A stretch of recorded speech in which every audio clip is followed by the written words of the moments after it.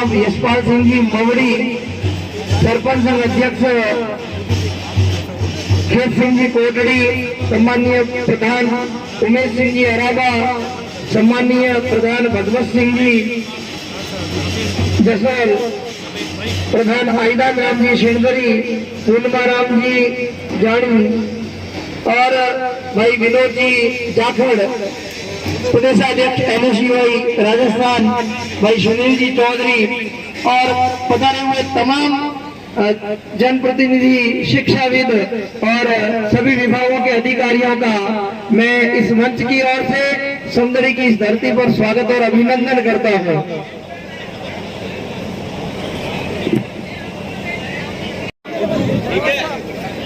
बाबा साहब अम्बेडकर ने एक बात कही थी, आपको पता हो तो, कि शिक्षा ऐसी शेरनी का दूध है जितना पियोगे उतना दौड़ोगे।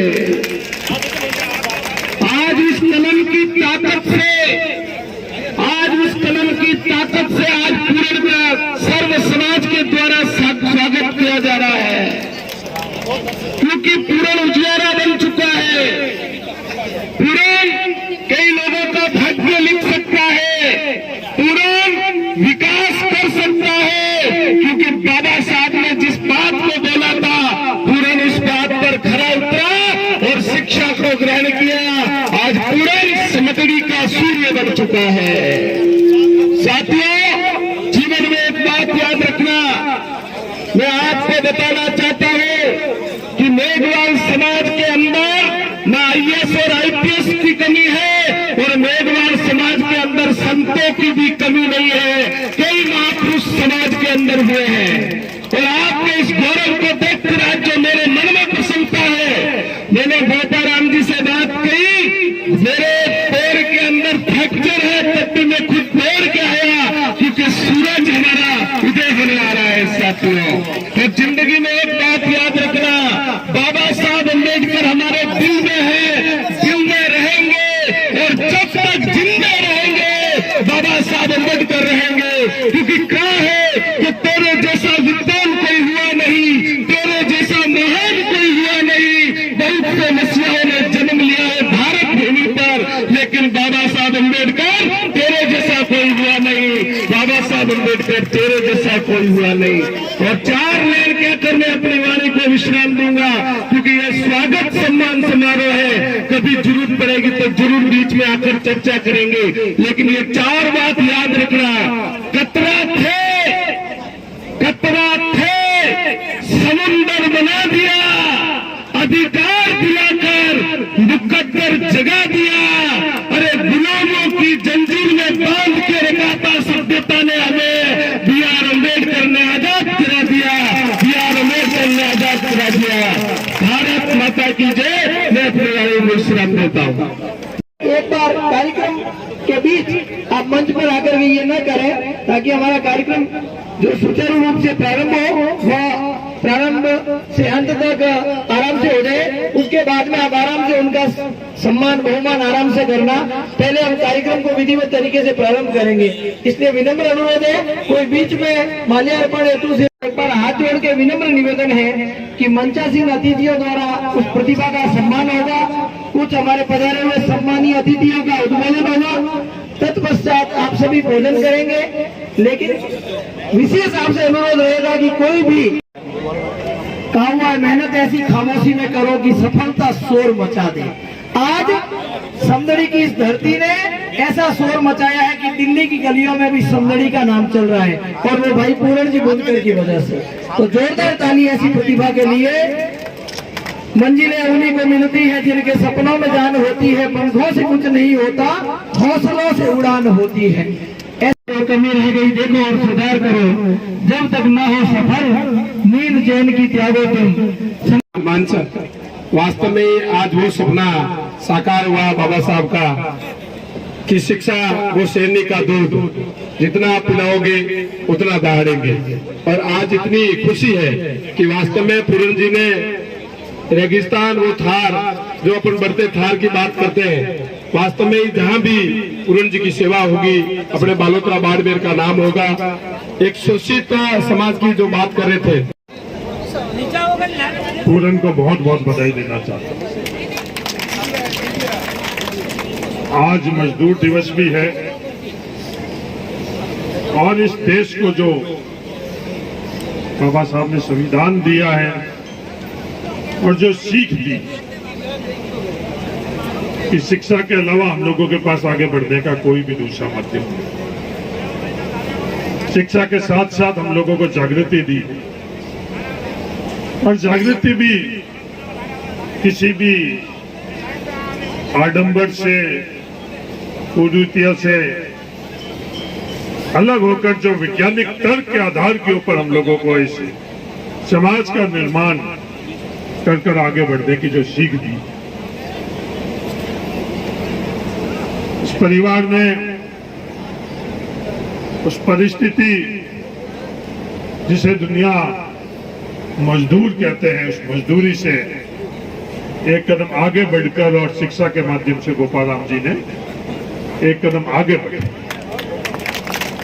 और वो कदम आगे बढ़ते हुए कदम को पूरन ने जो शेरनी का दूध है शिक्षा के माध्यम से आज जो यूपीएससी की परीक्षा उसको पास किया है, बहुत बहुत बधाई। सम्मानित मंच, ये प्रांगण हम लोगों के भाषण सुनता सुनता आधा हो गया, आधे लोग चले गए।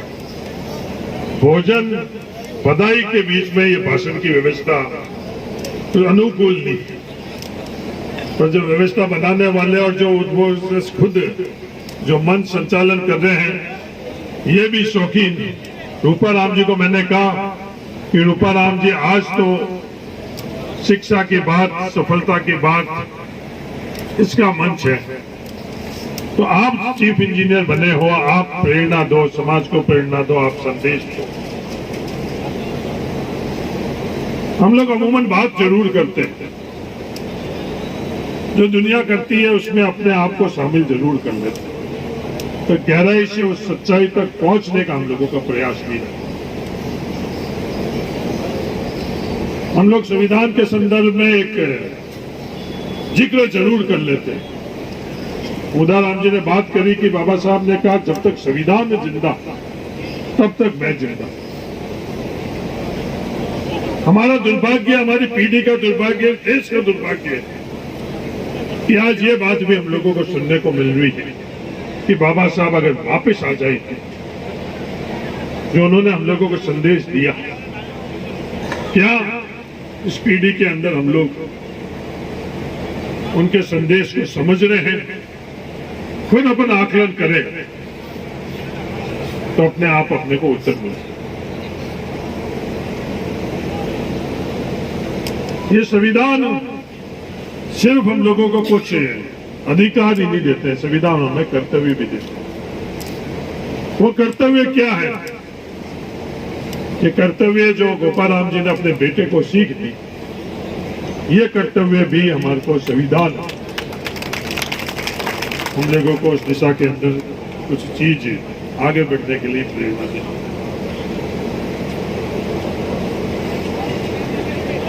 कैसी भी परिस्थिति होई,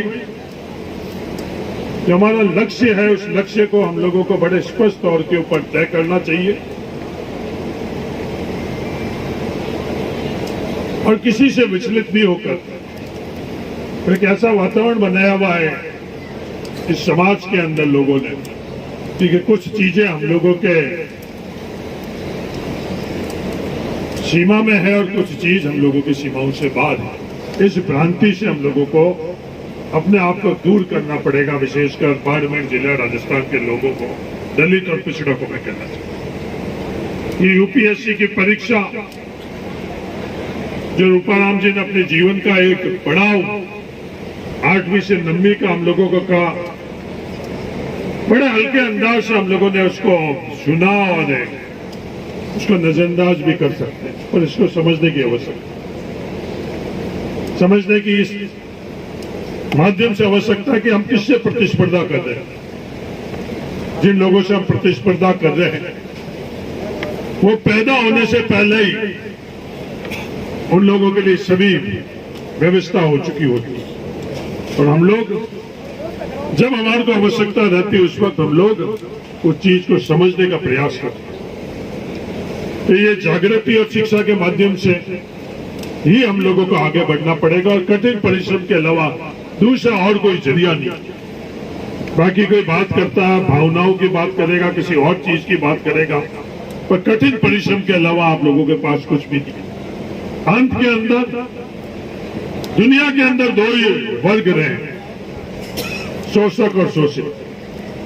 आज तक 4000 करोड़ साल पहले ये मनुष्य का उत्पत्ति हुई और शोषक कभी भी ये नहीं चाहता, लगातार शोषक सफल होता जा रहा है कि शोषितों को किसी प्रकार हम लोग आपस में बांटे रखें, किसी प्रकार उनके अंदर आपस में विश्वास नहीं रहे, आपस में अविश्वास नहीं।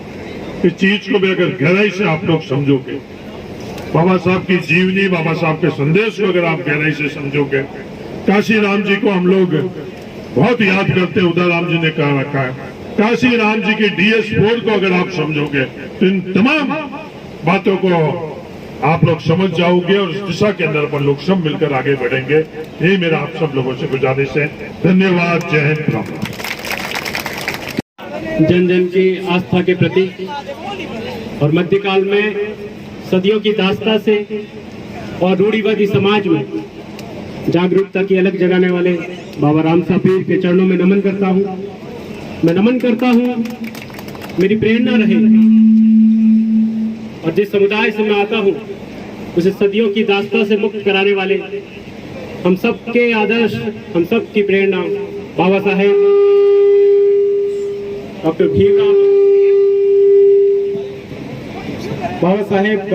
भीमराव अंबेडकर जी के चरणों में नमन करता हूँ। मेरी इस यात्रा में लगातार मेरे साथ हर संघर्ष में, हर कठिनाई में साथ खड़े रहने वाले मेरे इस जीवन के सृष्टा, मेरे प्राप्य, मेरे पूज्य माता पिता जी के चरणों में नमन करता हूँ, जिनके बिना शायद आप सबके बीच में खड़े रहकर मैं बोल पा रहा हूँ तो शायद ये मौका मुकम्मल नहीं होता। मैं उन तमाम लोगों से और थार की उस माटी को भी नमन करना चाहता हूँ जहाँ से मुझे अदम्य जिजीविषा और अथाह संघर्ष और कठिनाइयों के बावजूद जीवटता बनाए रखने की, संघर्ष में हिम्मत न हारने की प्रेरणा मिली।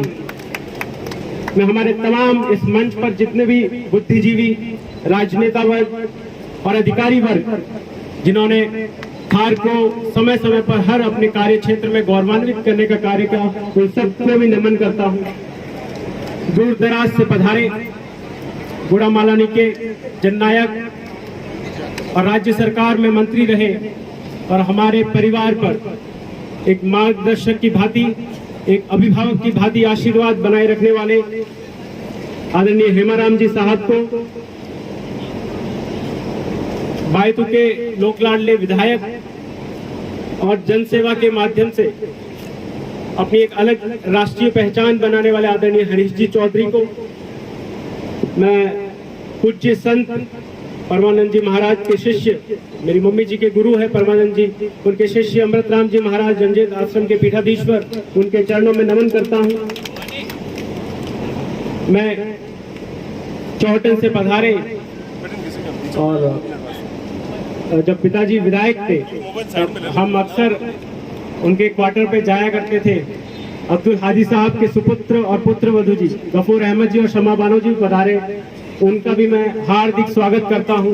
वो दूर चौहटन से जो सीमावर्ती क्षेत्र है वहां से यहाँ पधारे। मुझे लगता है कि ये हमारे परिवार के प्रति प्रेम रहा है उनका कि वो दूर यहाँ तक पधारे।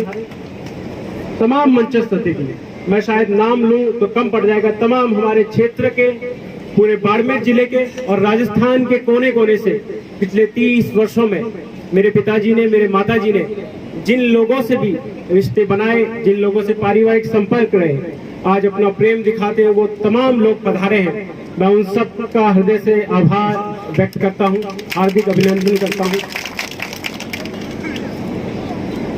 संघ सेवा आयोग की परीक्षा का जिस दिन रिजल्ट आया था 16 अप्रैल को, उस दिन मैं दिल्ली में था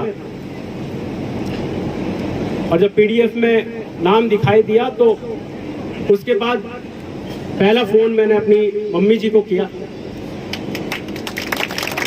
और शायद बहुत कुछ होता है उस समय दिमाग में बोलने को, लेकिन जब फोन उठाया तो वहां से आंसू और रोने की आवाज सुनाई दे रही थी और मेरे लिए भी वो बहुत भावुक क्षण था। मैं कुछ बोल नहीं पाया। मुझे लगता है कि एक माता पिता के लिए वो मेरी उस उपलब्धि से ज्यादा हो सकता है खुश होना हो, लेकिन जिस संघर्ष से, और चूंकि संघर्ष तो नहीं कहूंगा, लेकिन जब आप बार बार असफल होते हैं तो निराशा निश्चित रूप से हावी होती है आप पर कई बार। उन्होंने उस पीड़ा को महसूस किया होगा और उन्हें लगा होगा कि कम से कम इस पीड़ा से मुक्त हुआ। वो आंसू उनके जो निकल रहे थे, मैं उनकी भावना समझ पा रहा था। पिताजी से बात हुई, घर वालों से बात हुई और लगातार, चूंकि पिताजी अपने राजनीति के क्षेत्र में भी सक्रिय रहते हैं, मेरी इच्छा थी कि क्योंकि सफलता जब आपको मिलती है तो उसकी खुशी का आनंद जब दुगना हो जाता है जब आप अपनों के बीच में होते हैं। लेकिन मैं वहाँ दिल्ली में अकेला था, तो मैंने पिताजी से कहा कि मुझे आना है, लेकिन इनकी अपने कार्य क्षेत्र के प्रति ईमानदारी है। इन्होंने कहा कि बेटा चुनाव का समय है, मैं चुनाव में बिजी हूँ और अभी हमारे लोग जो आएंगे, जो आना चाहते हैं, वो इलेक्शन ड्यूटीज में बिजी है। हम चाहते हैं कि सारे लोग आए और मैं भी अपना कार्य ईमानदारी से करूँ। तो मैंने उनकी भावना का सम्मान किया। मैंने कहा ठीक है, जब आप बताएंगे हम लोग आएंगे। चुनाव निपटे और आज का दिन मुकम्मल हुआ। अब सब लोग यहाँ पर आए और आशीर्वाद दिया। बोलने को मैं बहुत कुछ लिखकर पढ़कर सोचकर नहीं आया था। मैंने सोचा था ये बोलूंगा वो बोलूंगा, लेकिन जैसे ही मैं राजस्थान की सीमा में और जोधपुर के बाद प्रवेश करते हुए अथाह आप लोगों का प्रेम देखा, मैंने कभी सोचा नहीं था तैयारी के दौरान कि हम लोग एक कमरे में बैठकर तैयारी कर रहे हैं तो किताबें पढ़ते हैं, लेकिन जब सफलता मुकम्मल होती है तो किस तरीके से आज जो प्यार था आपका, मुझे लगा कि जितना संघर्ष रहा है उससे दुगना भी संघर्ष होता तो मैं निश्चित रूप से करता इस प्यार को पाने के लिए। आप लोगों के स्नेह, आप लोगों, और प्यार ऐसा नहीं है कि कोई स्वार्थ है आपका कोई स्वार्थ नहीं है। हो सकता है मैं किसी और राज्य में रहूं, लेकिन आपका जो जुड़ाव है अपने बच्चे को देखते हुए, अपने क्षेत्र की, ऐसा नहीं किसी एक जाति के, तमाम जाति वर्गों के फोन आए, तमाम लोगों के, तमाम समाजों से वो खुश होते हैं कि हमारे यहाँ के जब शिक्षा के क्षेत्र में नए कीर्तिमान स्थापित करते हैं लोग, तो निश्चित रूप से एक खुशी होती है सामान्य व्यक्ति को भी। और वो खुशी मुझे दिखाई दी। निस्वार्थ भाव जो प्रेम का, निश्चल प्रेम का दिखाई दिया, उसने मुझे अभिभूत कर दिया। मेरे पास कहने को शब्द ही नहीं रहे। तमाम विचार जो थे ऐसा लगा कि विस्मृत से हो गए। चूंकि ये जो मौका आया है वो शिक्षा की बदौलत आया है, और हमेशा पिताजी ने हमेशा शुरू से यही कहा कि बेटा अधिकारी बनना है और अपने समाज के, अपने जो जरूरतमंद लोग हमसे जुड़े हुए हैं उनकी सेवा करनी है, उनसे जुड़े हुए रहना है। वहीं से नवोदय की यात्रा प्रारंभ हुई, नवोदय विद्यालय में प्रवेश हुआ और मुझे लगता है कि मेरे करियर में वो एक टर्निंग पॉइंट था। बाड़मेर जिले के विभिन्न क्षेत्रों से वहाँ लोग आते हैं और जिस तरीके से अलग अलग क्षेत्रों से, बलोत्रा से, चौहटन से, शिव से बहुत सारे दोस्त आ जाए हुए हैं, उनमें से कई अच्छे अच्छे पदों पर हैं। तो हम लोगों ने मिलकर जिस तरह की साझा संस्कृति को वहाँ जिया, उसने कॉन्फिडेंस को, व्यक्तित्व में एक अलग निखार लाया, कॉन्फिडेंस को बढ़ाया। तो मैं अपनी इस उपलब्धि का श्रेय अपने नवोदय परिवार को, नवोदय विद्यालय को भी देना चाहूंगा। जितने भी आज मित्र आए हैं नवोदय से, वो सुन रहे होंगे मुझे, मैं उन सबका आभार व्यक्त करता हूँ। तमाम व्यक्ति की जो सफलता होती है, मैं आप सब लोगों का थोड़ा समय लूंगा। मुझे लगता है कि आप सुनने आए हैं और मैं भी अपने दिल की बात थोड़ी खुलकर कहना चाहता हूं, ताकि यहाँ के युवा, यहाँ के जो पेरेंट्स हैं वो भी सीख सके कि एजुकेशन का क्या महत्व है। तो मैं बता रहा था कि व्यक्ति की जो सफलता है, मुझे लगता है कि व्यक्ति की सफलता में उसका योगदान जो है केवल 10% होता है, बाकी 90% उसके परिवेश का, उसके परिवार का, उसके मित्रगणों का और असफलता के समय उसके साथ खड़े रहने वाले लोगों का होता है। जिस समाज से मैं आया, वहां से मैंने उनकी जो स्थिति देखी, शिक्षा का जो स्तर देखा, मुझे लगता है कि केवल भाषण करने से, केवल मैं ये कहता कि आप शिक्षित बनो तो शायद नहीं बन पाते। मेरे मन में ये था कि मैं कम से कम उनको दिखाऊं कि शिक्षा क्या परिवर्तन ला सकता है, और उसके लिए अगर मुझे समय भी लगा 5-6 साल का, तो मैंने वो किया कि ताकि वो उसका महत्व समझेंगे। क्योंकि हम एग्जाम्पल देने के बजाय कथनी के बजाय जब हम करनी से साबित करते हैं तो लोग ज्यादा प्रभावित होते हैं। आज युवाओं ने देखा होगा, ये मेरा सम्मान नहीं था। ऐसा मैं पूरन बुनकर पिछली बार भी इंटरव्यू दे चुका था, मैं पिछली बार इंटरव्यू से फेल हुआ, कोई सम्मान नहीं था। वो संघर्ष जो था, मैं उसके बाद की जो जर्नी थी, फिर से यात्रा थी, ये जो सम्मान हो रहा है वो शिक्षा का हो रहा है, शिक्षा की उपलब्धि का हो रहा है। कल पूरन बुनकर नहीं होगा, सिविल सेवा की परीक्षा में किसी और दलित का, किसी और समुदाय का, ओबीसी का, जनरल कम्युनिटी का, किसी भी जाति वर्ग का व्यक्ति इस क्षेत्र का अगर सिविल सेवा में चयनित होगा तो उसका भी यही सम्मान होगा। और मेरे साथ ही तैयारी कर रहे थे 21 महेश्वरी क्षेत्र के, बिल्कुल ग्रामीण क्षेत्र के, और इसीलिए मैंने अपने संघर्ष को संघर्ष नहीं कहा, क्योंकि मुझे लगता है कि मेरे पास अपेक्षाकृत अधिक संसाधन भी थे। जिस परिवार से मैं आता था वहाँ एक्सपोजर भी था। मैंने अपने साथ ऐसे ऐसे लोग देखे जो सिविल सेवा में सफल हुए, जिनकी पारिवारिक स्थिति आर्थिक रूप से बहुत कमजोर, बहुत ज्यादा कमजोर, जिनकी पृष्ठभूमि जो है हिंदी माध्यम रही। आप जानते हैं कि हिंदी माध्यम का जो रिजल्ट है वो यूपीएससी में कितने रहता है। इस बार 1147 जने थे और केवल 42 जने हम हिंदी माध्यम से सेलेक्ट हुए, केवल 42 जने।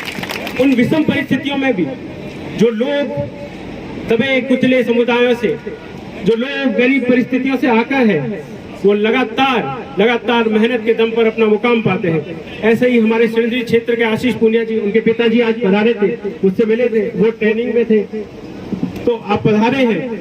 उन्होंने पिछली बार आईपीएस की रैंक हासिल की, मेरे साथ ही थे, एक बार असफल हुए, फिर सफल हुए, और इस बार मेरे सारे ग्रुप में से मेरा चयन हुआ। उससे पहले एक और मेरा फ्रेंड था गगन को, उसको आईएएस हुआ। कहने का अर्थ यह है कि बहुत सारे लोग विषम परिस्थितियों में संघर्ष कर रहे हैं और सफलताओं को अर्जित कर रहे हैं। हमें ये हर समय याद रखना है कि हमारी मुक्ति का द्वार अगर कुछ है तो वो शिक्षा है। और सिर्फ इसलिए नहीं कि आईएएस आईपीएस बने, आप बिजनेस के क्षेत्र में जाएंगे, आप किसी भी राजनीति के क्षेत्र में पढ़े लिखे नेताओं का समय है।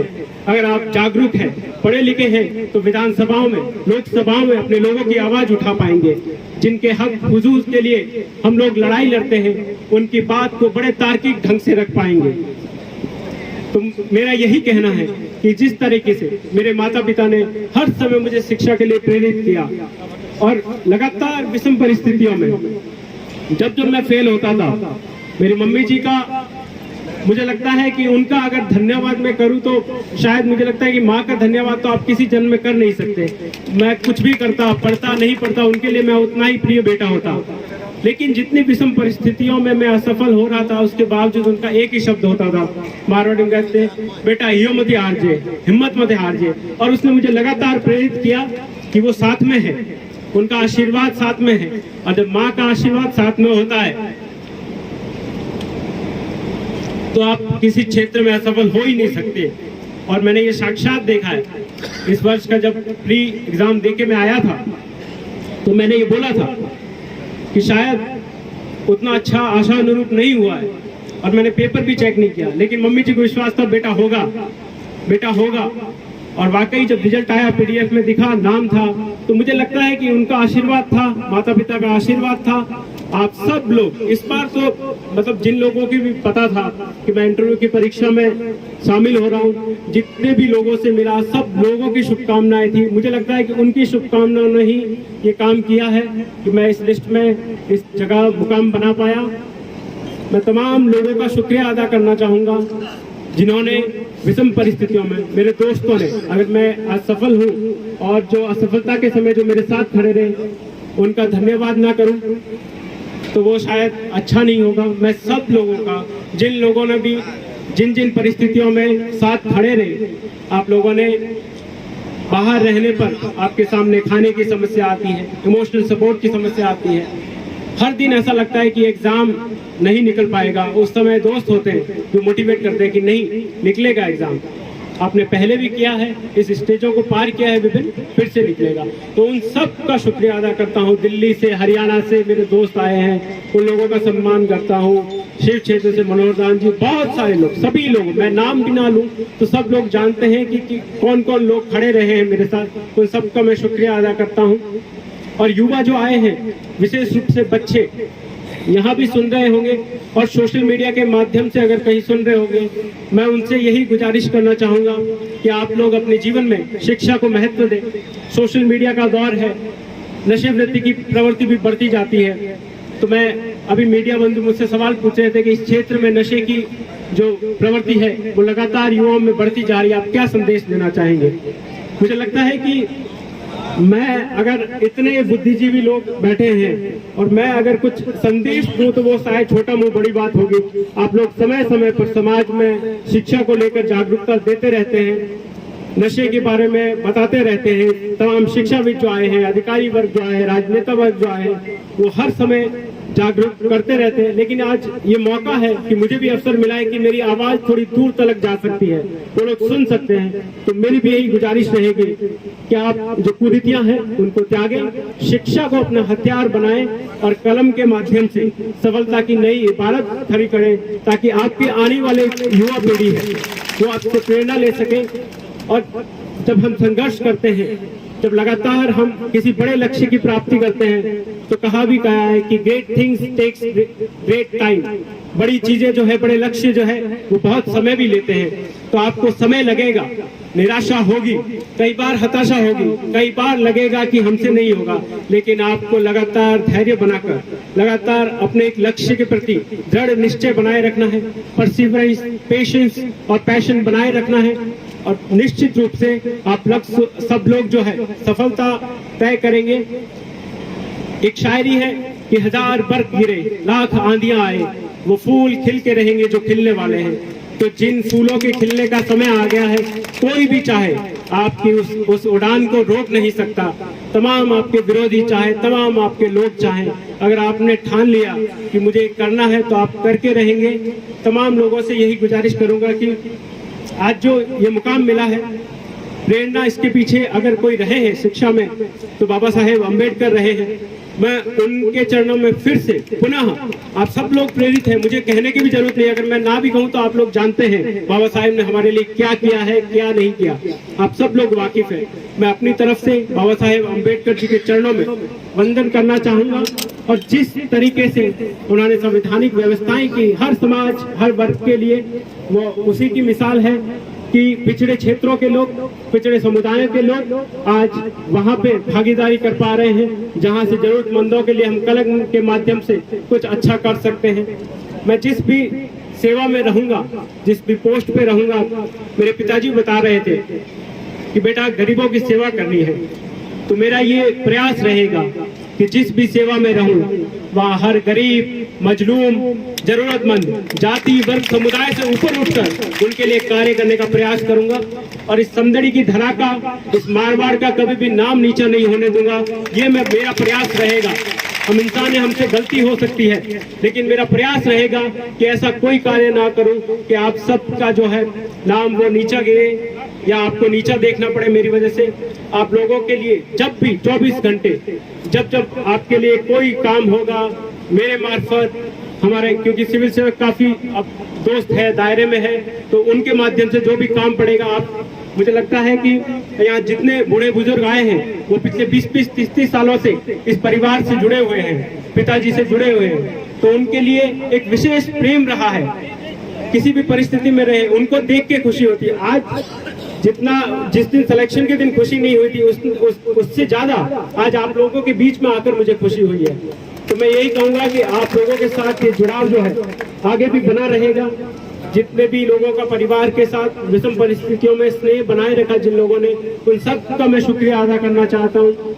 मेरे भाई विक्रम, मैं परिवार का बड़ा लड़का था और आप जानते हैं कि हमारी परंपराएं है कि बड़ा लड़का जो है वो परिवार की सारी जिम्मेदारियों का निर्वाह करता है। लेकिन मेरी परिस्थिति में, मेरी गैर मौजूदगी में उसने परिवार का बड़ा बेटा बनकर हर परिस्थिति में पिताजी के साथ, चाहे राजनीति में हो, घर के काम में हो, कंधे से कंधा बनाए रखा और मेरी हिम्मत लगातार मुझे वो मौका दिया कि मैं वहाँ शांत चित्त होकर तैयारी कर सकूं। तो मैं उसका शुक्रिया अदा करना चाहूंगा। मेरी बड़ी बहन पूजा दीदी, जिन्होंने विषम परिस्थितियों में जिस भी तरीके से एक बहन से बढ़कर एक माँ के रूप में उन्होंने हमेशा सपोर्ट किया निस्वार्थ भाव से, मुझे लगता है कि ऐसा परिवार अगर मिले तो व्यक्ति हर बाधा को प्राप्त कर सकता है, हर बाधा को चुनौती पार पा सकता है। मेरे तमाम जो ताऊ जी, बड़े पिताजी, पूरे परिवार, पूरे कजन, सारी बहनें, सारे ताई जी, मेरे ननिहाल पक्ष के लोग, मेरे मामा जी और सब लोग तमाम हमेशा साथ में खड़े रहे, कभी हौसला डिगने नहीं दिया, हमेशा यही कहा कि फिर से ट्राई कर, होगा, कोई दिक्कत नहीं है। और इस बार तो सब मुझसे ज्यादा आश्वस्त थे और रिजल्ट जब आ रहा था तो मुझसे ज्यादा रिश्तेदारों की, उनकी आंखों में आंसू थे। मैं उन सब का शुक्रिया अदा करना चाहूंगा। जितने भी लोग लगातार हर परिस्थिति में साथ खड़े रहे, उन सब का शुक्रिया अदा करना चाहूंगा। और ये कहूंगा कि ये सफलता मैं उसको उपलब्धि नहीं मानता हूँ, यहाँ से शुरुआत हुई है। सिविल सेवा में चयन होना उपलब्धि नहीं है। सिविल सेवक बनकर अगर मैं जनता के काम कर पाया, उस दिन मैं उपलब्धि मानूंगा। आज से 20-30 साल पहले अगर बाद में हम लोग मिलेंगे, आप में से कई युवा जब मिलेंगे, तब अगर वो कहेंगे कि नहीं, तुमने गौरवान्वित किया है, तुमने जो है अपनी जो नौकरी थी या जो सेवा थी उसके माध्यम से जो काम करना था वो किया है, तब मैं समझूंगा कि वो उपलब्धि होगी मेरे लिए। और अंतिम पंक्तियां यही है कि मीलों की यात्रा बहुत बाकी है, ये कोई अंतिम पड़ाव नहीं है। तो गहन सघन मनमोहक बंतरु मुझको आज बुलाते हैं, किंतु किए जो वादे मैंने याद मुझे वो आते हैं। अभी कहाँ आराम पड़ाया मूक निमंत्रण छलना है, अरे अभी तो मिलो मुझको चलना है। तो लगातार ये यात्रा जारी रहेगी, सफलता की हर दिन प्रयास रहेगा, चाहे फिर से शिक्षा के क्षेत्र में हो, यहाँ के लोगों को प्रेरित करने के क्षेत्र में हो। हम लोगों का प्रयास रहेगा कि थार के जितने भी युवा सिविल सेवा में तैयारी करना चाहते हैं, चाहे आशीष पूनिया जी हो या और भी सिविल सेवक जो सेलेक्ट हुए, हमारा प्रयास रहेगा कि उनको मोटिवेट कर सके। थार के जितने भी ऑफिसर्स हैं उनके साथ मिलकर और भी लोगों का सहयोग लेकर शिक्षा के क्षेत्र में जो हम कर पाएंगे, आप लोगों से, आप जितने भी वरिष्ठ लोग यहाँ मंच पर बैठे हैं, उनसे जो सुझाव मिलेंगे, हमसे जो भी हो पाएगा, और आपकी प्रेरणा से यही करेंगे कि आपका नाम कभी नीचा नहीं होने देंगे। लगातार आप लोगों ने जो परंपरा थार की, जिस परंपरा को जिस ऊंचे मुकाम पर छोड़ा है, वहां से आगे ले जाने का उस मशाल को प्रयास होगा, पीछे ले जाने का कभी नहीं होगा। आप लोगों ने इतने धैर्य से सुना, सुबह से सब लोग इंतजार कर रहे थे, और सुबह से नहीं 2-3 दिन से मैं लगातार देख रहा था, सुन रहा था, फोन कॉल आ रहे थे। आप जो पलक पावड़े बिछाकर बैठे थे यहाँ पर, मुझे लगता है कि वो प्रेम जो है मैंने नहीं कमाया, इस परिवार ने कमाया है। उस परिवार की बदौलत ही आप यहाँ पर आए हैं। उस परिवार के प्रेम से मैं अभिभूत हूँ, आपका हार्दिक अभिनंदन करता हूँ। सुबह से जो लोग बैठे थे, आए हैं दूर दराज से, उन तमाम लोगों का फिर से एक बार बहुत बहुत धन्यवाद। बोलने में अगर किसी व्यक्ति का आभार छूट भी गया हो गलतीवश, तो मैं माफी चाहूंगा। आप सब लोगों का मैं फिर से एक बार बहुत बहुत धन्यवाद कर देना चाहता हूँ। जय हिंद, जय भीम। राम साफीर की आज के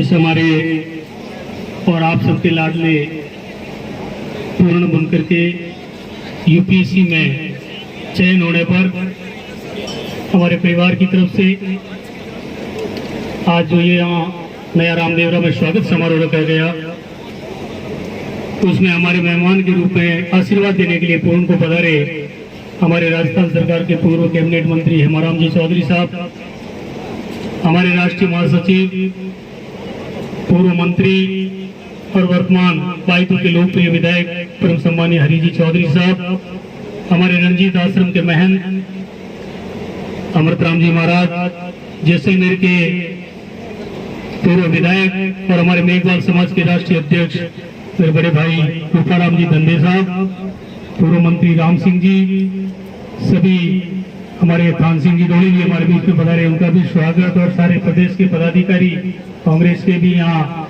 आजाद सिंह जी, राम निवास जी, राजेंद्र जी, करवास राव, सभी लोग यहाँ सम्मानित मंच में विराजमान है। सबका नाम नहीं लेके सभी जनप्रतिनिधियों का, उदाराम जी, मेघवाल और सारे मेरे साथी SK सिंह प्रोफेसर जी जो हम बचपन की याद दिलाते हैं वापस। हम लोग यहाँ पढ़े, इंजीनियरिंग साथ में की, वो भी अभी MBM इंजीनियरिंग कॉलेज जोधपुर में सिविल डिपार्टमेंट के हेड ऑफ है। और साथ में श्रवण जी जो कि बॉर्डर से आते हैं, वो भी इंजीनियरिंग कॉलेज में इलेक्ट्रॉनिक्स के हेड ऑफ डिपार्टमेंट है, दोनों मंच में विराजमान है। और सारे सम्मानित मंच और जनप्रतिनिधिगण, पूर्व विधायक पुराजी गर्ग साहब, पूर्व विधायक खान सिंह जी कोटड़ी साहब और समस्त विराजमान आत्माराम जी में एक बार पूर्व विधायक भी यहाँ भी पधारे हैं, रेस्ट कर रहे होंगे, अभी इधर उधर यहाँ पधारेंगे। आपके बीच में है सारे अधिकारी गण भी है, IPS भरतराज जी पाचल साहब और समस्त बाड़मेर, बालोतरा, शिवना और पूरे संभाग से हमारे सब 36 कौम के जो भी हमारे बुजुर्ग, युवा, माताएं, बहनें जो पूर्ण बनकर को आशीर्वाद देने आए हैं, मैं आप सबका हृदय से आभार व्यक्त करता हूँ। आपका इतना प्यार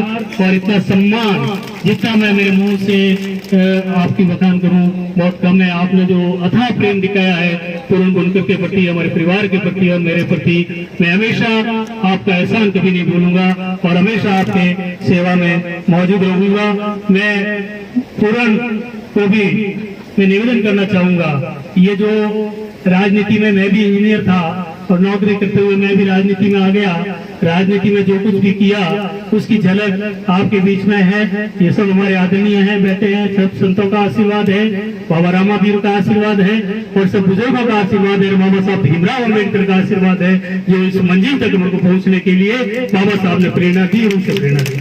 मैं सभी युवा साथियों से कहना चाहूंगा, दोस्तों आपको हताश होने की जरूरत नहीं है। ये पूर्ण भी लगातार 7 साल से दिल्ली में था, इसने इंजीनियरिंग इलेक्ट्रॉनिक्स में की जोधपुर जीत कॉलेज से। उसके बाद में मैंने इसको कहा तू इंजीनियर बन जा, तो इसने कहा पापा जी एक बात कहना चाहता हूँ मैं, क्या?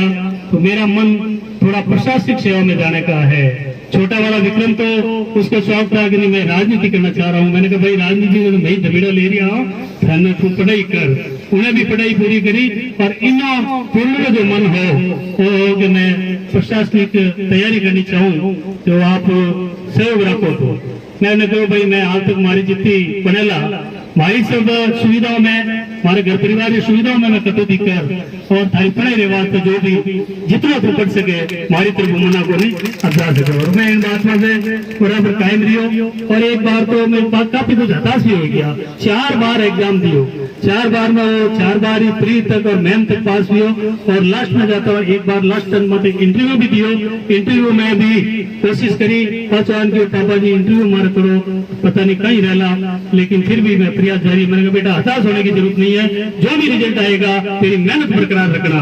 और वो हताश नहीं हुआ, इंटरव्यू में रह भी गया तो भी उसने वापस 1 से गिनती शुरू की और साल भर वापस कोरोना आ गया, कुछ भी हो गया, हम लोग यहाँ मुसीबत में, ये मुसीबत में अकेला, लेकिन 14 महीने तक ये घर पे नहीं आया और लगातार पढ़ाई में लगा रहा। एक इसकी धुन थी, उस धुन को आज इन्होंने आपके बीच में साबित किया, इसलिए आप सबका हृदय से आभार।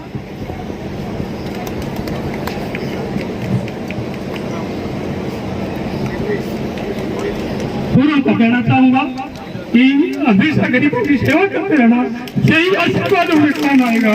धन्यवाद।